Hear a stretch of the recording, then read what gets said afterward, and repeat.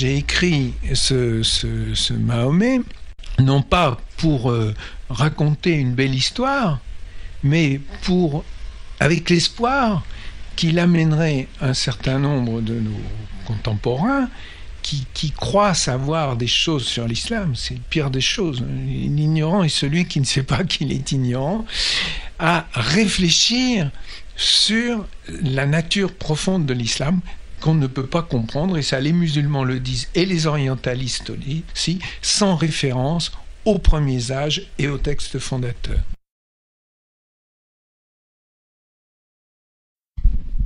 On n'insistera jamais assez sur le fait que la dynamique de l'islam est très différente de la dynamique de nos civilisations.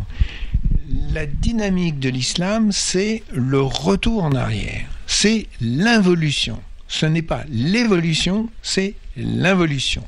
On revient toujours, non seulement au texte fondateur, mais aux personnages de l'époque des textes fondateurs, et on revient à eux non pas pour prendre une inspiration, mais pour se soumettre aux lois qu'ils ont édictées et pour imiter véritablement leur comportement.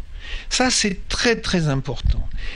Cette dynamique involutive explique le succès de ce que nous appelons l'islamisme.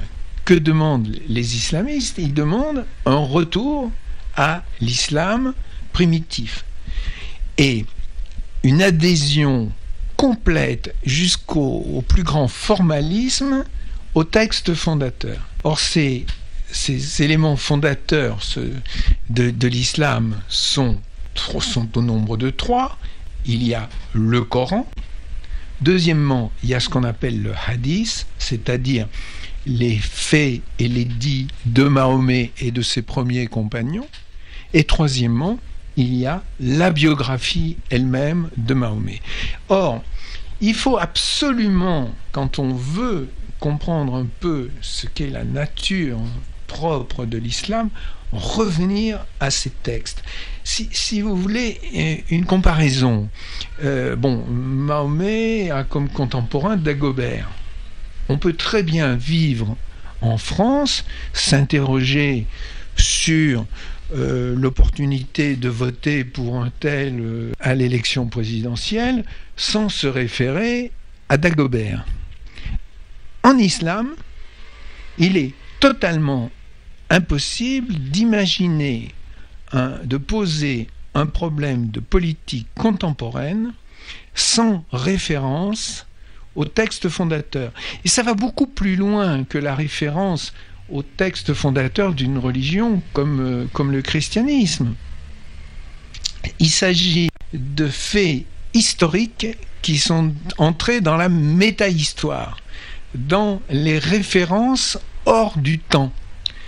Le Coran, par exemple, est considéré comme incréé, éternel, comme Dieu, valable pour tous les hommes de tous les temps et de tous les lieux. Donc ces notions sont absolument fondamentales. C'est une vision d'ailleurs du temps, de l'histoire qui est radicalement différente de nôtre. Tout ce qui se passe dans le temps s'inscrit dans 2 périodes. Il y a ce qui s'est passé avant Mahomet et qui ne saurait servir de référence en quoi que ce soit, culturelle ou religieuse.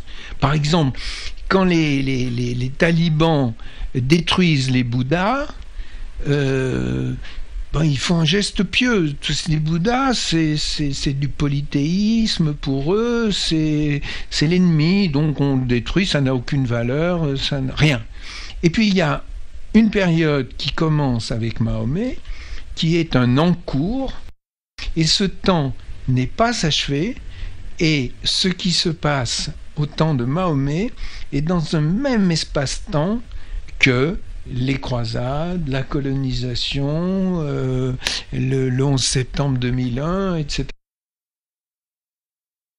Il faut bien voir pourquoi ce retour en arrière. Mahomet conquiert l'Arabie et ses troupes se lancent à la conquête du monde et en un siècle, ils constituent un immense empire.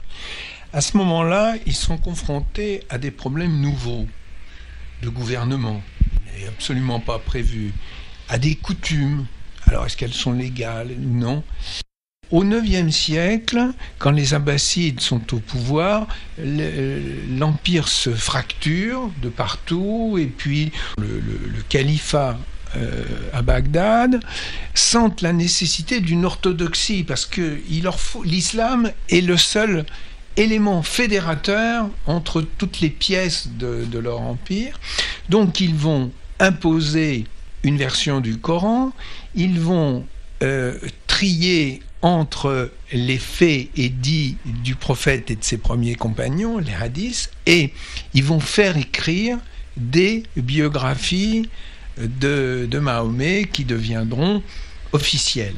Et à ce moment-là, il sera complètement interdit de remettre en cause le dogme, et aujourd'hui encore, les musulmans ne font absolument aucune étude, elles sont même interdites, et professer la création du Coran est un crime punissable de la peine de mort.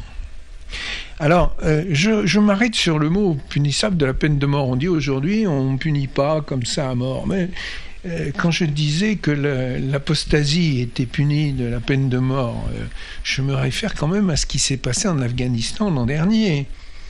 Vous vous souvenez peut-être qu'un brave Afghan qui avait beaucoup séjourné en Europe et qui s'était converti au christianisme il y a une quinzaine d'années, est retourné dans son pays et il s'est proclamé chrétien. Eh bien, dans l'Afghanistan libéré par les Américains et les forces de l'OTAN, cet homme a été condamné par des tribunaux civils, j'insiste, à la peine de mort.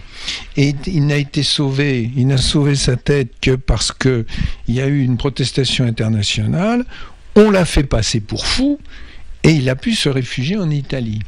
Donc il s'agit, vous le voyez, il s'agit de questions qui sont encore aujourd'hui au centre de la vie des pays musulmans.